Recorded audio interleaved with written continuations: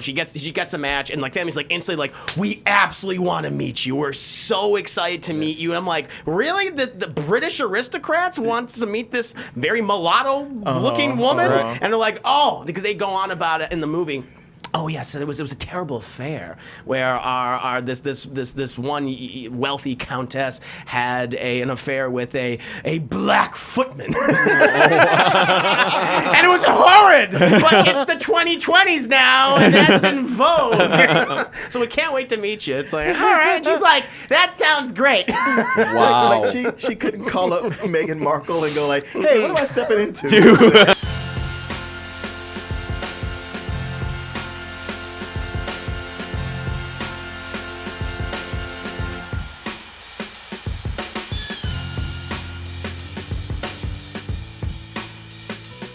And I'm the only one that has seen this particular film. Martin has not seen it. Van has not seen it. That's fine. I never heard of it. Well, I've seen the trailer. That's worth it. And you pretty much saw the movie. Yeah. And that movie being the Invitation, chat. Now, I like a good vampire film. They're fun. I like a nice monster movie, chat. But what I don't like is really derivative, boring monster movies that offer nothing. And matter of fact, hot take there. They steal from more recent properties. But yeah, we have The Invitation, which is it's Dracula. I'm gonna tell you right now, it's goddamn Dracula, chat. The movie wants to be coy. It's like, oh, no, we're not Dracula. We're not about vampires. It's like you literally say it in the actual trailer. But chat, we're going to go ahead and react to The Invitation. Sure, I'm going to give you my impression on this bullshit movie. And we'll go the on. The review's over already. We usually save that towards the middle of the review. I know. I got to put it all out there for the people. Okay. Like, they already know. If you saw this trailer, they would already know. But, yeah, we'll go ahead, and I'm going to show you the trailer for The Invitation. I'm going to tell you as to why you probably should not see this movie. Enjoy. I can't shake the feeling that everyone is staring at me. Can you blame me? I wonder why. That gorgeous? Yeah, we know it, okay? Jesus, so goddamn vain. Oh, those guys. That's the first warning sign. When you saw from the producer of The Curse of La Llorona, one of the worst films in the Conjuring verse, which is saying something because there's a lot of awful films in the Conjuring verse. But yeah, this is another one of their projects right here, Jeff. And there you have it, chat. The Invitation. In case you didn't get it from the trailer. It stars, yes, that chick from Fast and Furious and Game of Thrones. Natalie Emmanuel. Now, man, I was going to put respect on her name. Okay. I'm telling you what the chat was saying. Oh, okay. Her name is Natalie Emmanuel. Who plays this young woman who has lost everything, but thank God she has a white family, Martin, and she can. Man, Jesus, I gotta say, like, even when I saw this trailer, I was in the theater. Yeah, I was in the theater and saw this trailer. I was like, what is your black ass doing going over there in the first place? I'm not always one to jump to that conclusion, but I was like, this whole setup is too creepy, and if you're going to walk into it, you deserve what you get. To be fair, they do bring that up every 5 goddamn minutes in the movie. Yeah, they bring that to attention constantly. But, yes, this stars Natalie Emmanuel, plays a young New York woman who learns that, her family's not all dead. She has a white family in London. And they just can't wait to meet her, which already is that's a warning sign. It's so funny because, like, how this starts up when she does that whole, like, that DNA test, and you put in your results, and you find out who your cousins are and everything else. And, she gets a match, and, like, family's, like, instantly like, we absolutely want to meet you. We're so excited to meet you. And I'm like, really? The British aristocrats want to meet this very mulatto-looking woman, and they're like, because they go on about it in the movie. Oh yes, it was a terrible affair where this one wealthy countess had an affair with a black footman, and it was horrid. But it's the 2020s now, and that's in vogue. So we can't wait to meet you. It's like, all right. And she's like, that sounds great. Wow. Like she couldn't call up Meghan Markle and go like, hey, what am I stepping into? That's what she is. This is Meghan Markle. This movie is part Bram Stoker's Dracula, part the actual experience of Meghan Markle, and another thing. Don't say it. Don't say it, because I didn't know what you were talking about before, but now you know. Yeah. Now you know. Is it?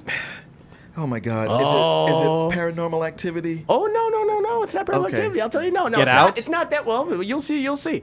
It is not something as bad as Paranormal Activity. Okay, because It does something. It's basically taking from a much better movie and making it worse, but Yeah. it is not Paranormal Activity. Okay, all right, But good. chat, yes. That is the general premise of the film. This struggling artist played by the very beautiful, and I will say the charismatic Natalie Emmanuel. Like, she is. I don't think she's been given the chance yet to really, showcase her talent. Because I feel like she's been in Game of Thrones, and she was playing second banana to the dragon lady, Daenerys. Dude. Daenerys. in Game of Thrones, she made a eunuch grow his dick back. She did. really That's pretty did, impressive. yes. That's good. Yeah. But she didn't showcase overacting. That's impressive, I must say. And then, she plays the tech girl. She plays the Yeah. tech guy in the Fast and Furious franchise. And again, acting's not at the forefront in those movies. Well, plus Family is. she's the other tech person next to Ludacris. That's true. Oh my Who God. should have been a tech person at the beginning? I saw that second film. You did drag races. God damn it! What the hell is this? You're more of a tech person than you, Ludacris. But then I was like, that's kind of cool. So, because now she clearly wants to have her own project and a great entry Sure. point to showcase your abilities. I mean, they're a horror film. You can do a Sure. lot. It's focused solely on her. Most Yeah. of the screen time is on her. That's what I figured. I think that's cool. The problem is with this movie, despite her being relatively likable, the movie itself, as you saw from the trailer, it's incredibly predictable. Yeah. You've seen this time and time again. Oh, yeah. It doesn't thrill as a horror film nor as a romance movie. And they put a lot of romance, and it's the kind of romance story which what the eventual end's going to be with this. And the other thing about this too is, I'm not opposed to remakes of classic monster films because it's very much Dracula. Okay. I'm a big fan of classic Universal monster movies, and I'm always willing to see really contemporary reinterpretations of these characters. I am a fan of the 1999 Brendan Fraser Mummy movie. It's fun. okay. It's It's Indiana fun. Jones, Well, right? there's a lot of people who are fans of that. Yeah. I was too. I actually feel like most people are. I feel especially in retrospect after we got terrible Indiana Jones sequels like Crystal Skull and things. Yeah. It's great. It's great. And or even more serious ones I know you weren't the biggest fan of it, and I actually don't know your opinion on it if you've seen it, but I really like 2020's Invisible Man. I thought that was really good which it was pretty much the same story, except it was in modern day. Sure. And you had it where he was obsessed over a particular woman. Yeah, That yeah. was really cool. Yeah, Instead yeah, of the experiment, the invisibility Yeah. itself. It was pretty interesting. But there have been numerous forgettable stinkers over the years. And sadly, the Invitation is one of those. And it's very frustrating. Even with Natalie Emmanuel's character. And also Thomas Doherty, who plays Dracula. you wouldn't think of Dracula. No, don't, he's not. Don't he's not Dracula. Shut up. Do they not have the rights to use that? Well, the thing is, they have the rights. I'll get to that in a second. Okay, he's Mr. Alucard. How Yes. about that? No, he's Count Walter. His name is Walter. Count Walter. Yes, Okay. yes. The thing is, with Ew, Natalie Count Emmanuel. Walter. Yeah. Would you say that? With Natalie Emmanuel and Thomas Doherty, they have charisma. And I feel like they have chemistry. But they're done a disservice. The film story and the writing, the dialogue, and overfamiliarity make them just really fairly boring to watch. And so much of the movie is this romance, for the first 2/3. They kind of intersperse little horror sections. There it is. There's the help, which is being offered up as the sacrifice. Yeah. And they're all various colors of brown, Martin. The movie follows the policy. Is listen, if you're white, probably going to be all right. Yeah. If you're brown, you're going down. That's how it goes, okay? Wow, that's old school. Yeah, very much. I was like, okay, that's brave. I appreciate that. Taking the risk, sure. But outside of that, it's just kind of boring. Additionally, the movie, very humorously, this movie is trying so hard. Inevitably, I realized, I was like, oh, you're trying so hard to be Get Out. Yeah. That's the other part of this movie. Yeah. For those who don't Okay. know, let me ask if this sounds familiar. You have an individual with no family who has guilt over a previous familial situation that led to the death of that person. You have a comedic and fat best friend who constantly cracks jokes about crazy white people. Okay. You then have that main character go to this area where they're told not to go to because white people be crazy, of course. And those white people are aloof, weird, and they have awkward traditions that are very unusual. And then it ends in a third act where it's an absolute slaughter. This movie it's trying to be Get Out, and it fails spectacularly. That was the fear after Get Out. It's okay, you have something that's a cultural phenomenon, and then you get a shitload of imitators after that. Yep. Yeah. And I was actually waiting for a long time because, Get Out is, one of I think for a lot of us, is one of our favorite films of the 20 teens. Yeah. And I was waiting for imitators. And I feel like we haven't gotten any, or I haven't seen many. I mean, I guess you had the Antebellum, which kind of tried to be, which I've never seen that movie. Yeah, me neither. Outside of that, okay, I don't know what else. And I'm like, I did not expect it in a vampire film. I'm drawing a blank, but I feel like we've seen some things. Possibly. And even we just saw the Don't Worry, Darling. That had that same thing going on. Yeah, it has those sensibilities. Yeah. But I was like, okay, you're trying to do this. But pretty much this movie, Chad, it's Get Out with vampires. Yeah. And I was like, well, that kind of sounds cool, but it's not. The scares, like I said, they're too far between. And you do have a romance where you know exactly where it's going. And another part of this, which just kind of annoyed me, because the trailer indicates what's going on. This is Bride of Dracula. This is what the story is, which we've seen interpretations of that for decades. Sure. All the way back to the 1940s, where we had Daughter of Dracula and things like that. A lot of those old films. But one of the things that just annoys me, and I don't know if they were trying to be cute with it, but you literally have a scene in the movie. We have, Thomas Doherty, who plays Walter in the film, and where he reveals himself, I'm a vampire. It's like, yeah, we know. And he's like, she's like, wait a minute, so what are you? Because at this point, she doesn't fucking know, even though it's very obvious at this point. Was that whole wedding scene? She didn't get him. She didn't get it? Oh, no, well, no, that was before the wedding scene, but literally they're having a feast, and, he's drinking blood, and all these other people are drinking blood. She's like, I still don't understand. Wow. Still don't get it. Even though he transforms later on in the movie, gets, creepier and weird. He looks like a vampire aside from the same film. A great casting, although I must say, he does look like a vampire.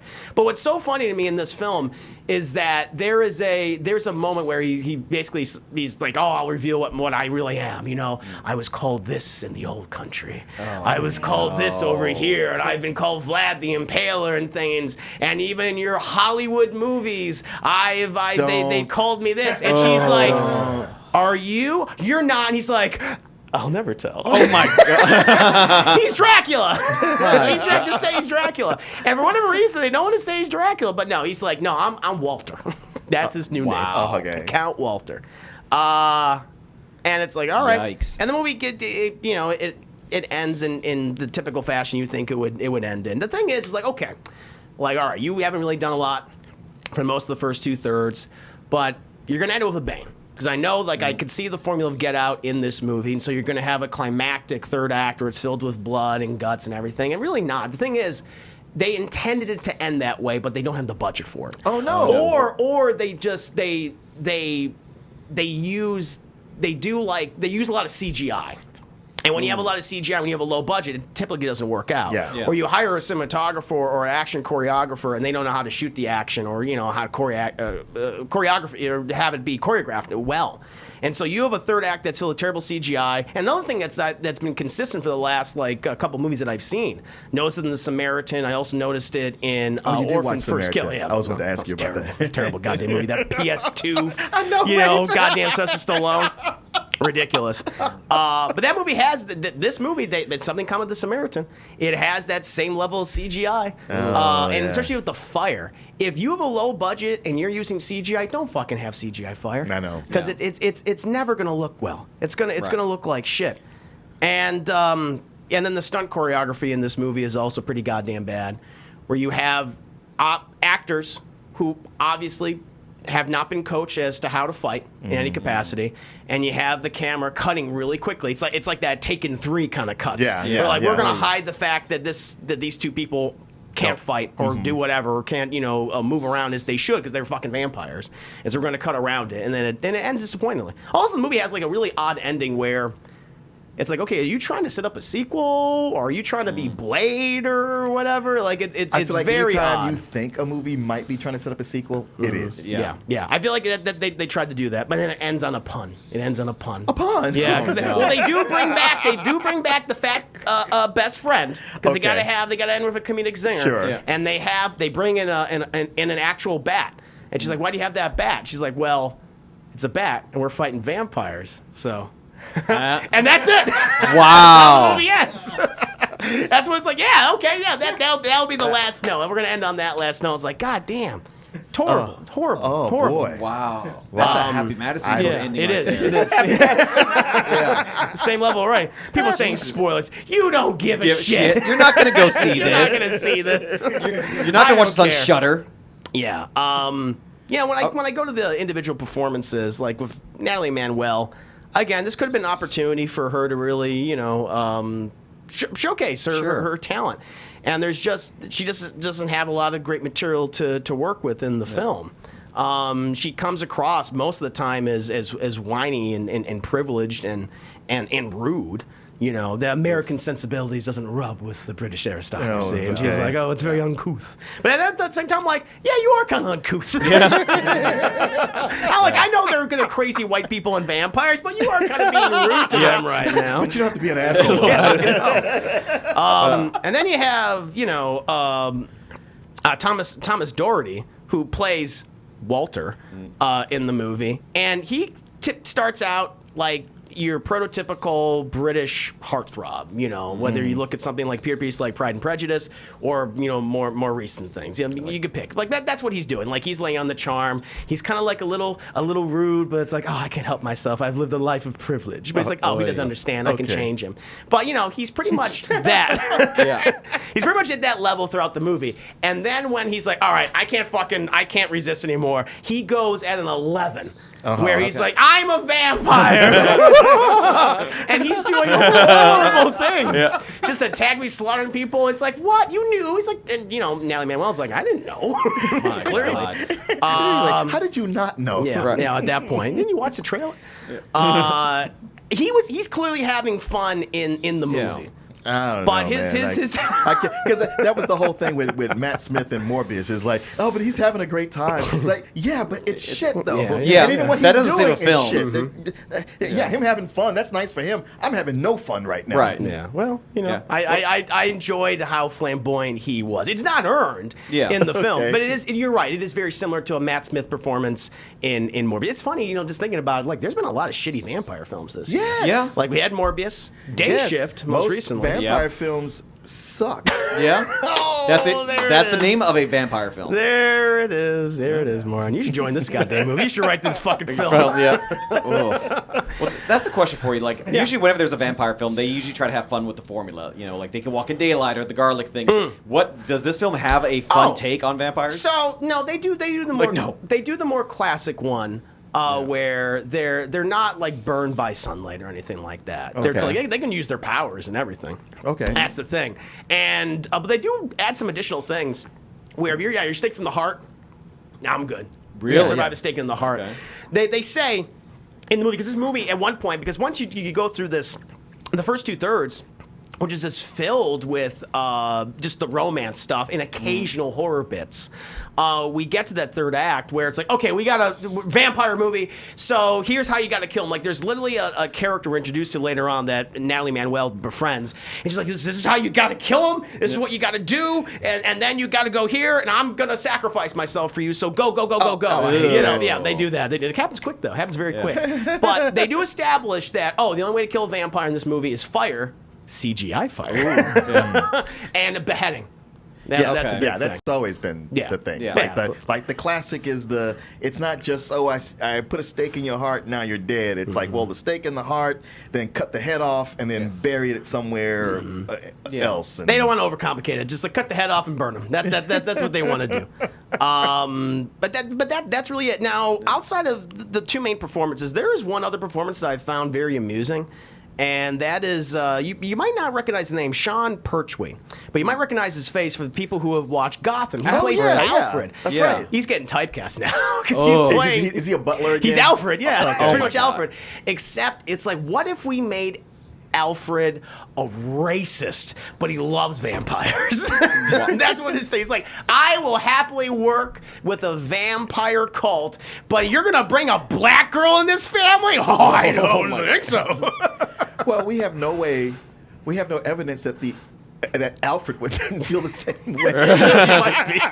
I mean, he was very tolerant of Bruce being a Batman. Well, that's so funny because you have this guy, Sean Pertwee, who was Alfred working for Batman, and yet again, he's working for a Batman. That was some stunt casting. I see what you did there. It was obvious. Yeah, I got that. I got a good laugh scene. I appreciate that. The vampires are fine. Yeah. But a blackie? No. I think not. I don't think so. And they really lean into like his racism at the end. He's just like, listen, I was trying to keep it down for a little while, but now that you're rebelling against us, of course that's what you people do. It was that is amusing. Like that's the thing is I could maybe say about this movie to be positive. There are some unintentionally funny moments that will make you laugh. There's more. and the setting of the film, like the mansion that they're at, it's cool. It's a nice little gothic mansion. The inside of it's filled with severed animal heads and dark corridors. And it's like, all right, you have a nice setting for this. It's just everything else. It's just the characters you filled it with, the writing, the dialogue that you give a lot of these people, that's what's just sadly not working for this film. And it just ends up being relatively just disappointing and a bit dull.